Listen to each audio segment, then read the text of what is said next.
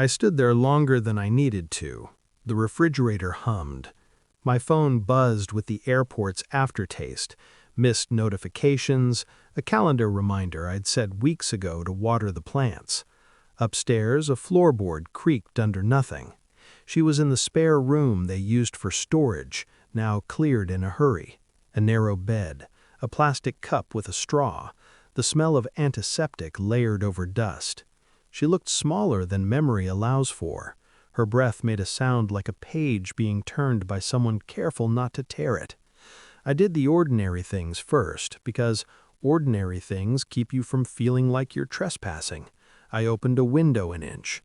I counted the pill bottles. I checked the clock on the wall and corrected it by 6 minutes. When she opened her eyes, it was as if she'd been waiting for the room to finish rearranging itself.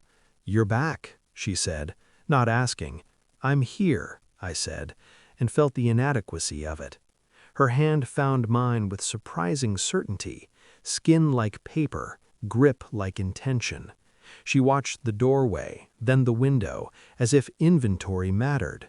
When she spoke again, she lowered her voice, not from weakness, but habit. "Help me get revenge." The word landed gently, almost apologetically. I felt the reflex rise.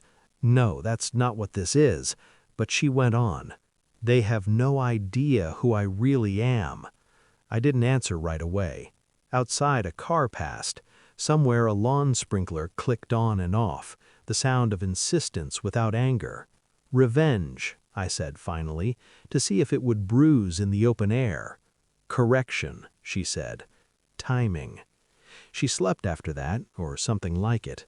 I sat and watched the thin lift of her chest.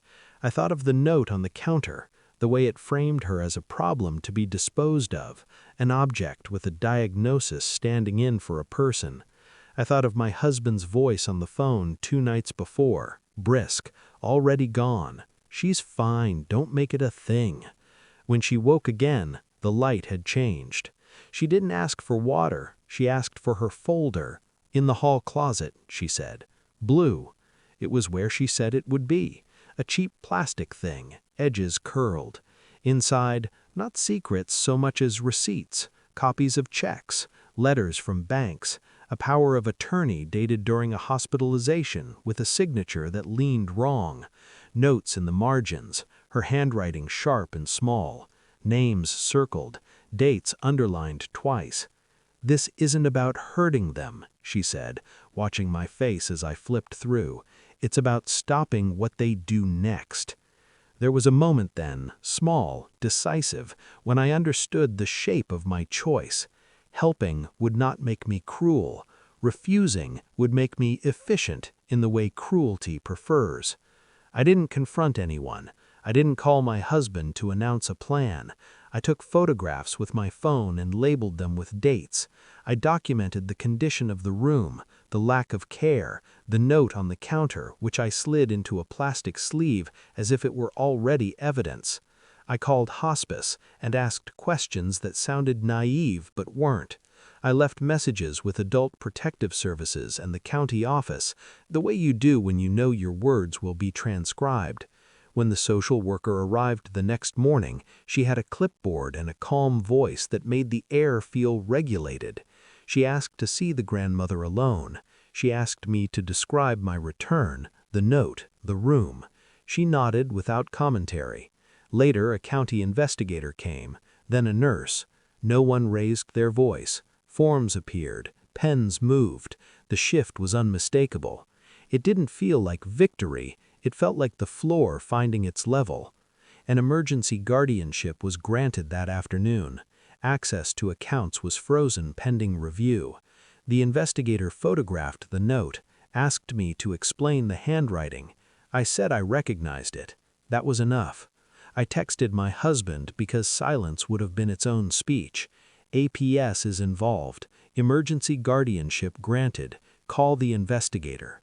I sent nothing else. I did not ask where he was. The grandmother watched the activity from her bed, eyes clear. When the nurse adjusted her pillow, she murmured, "Thank you." When the investigator explained next steps, she listened like someone hearing a familiar language spoken correctly after a long misuse. Later, when the room had emptied, she squeezed my hand again. Not triumph, relief. Timing, she said, and slept.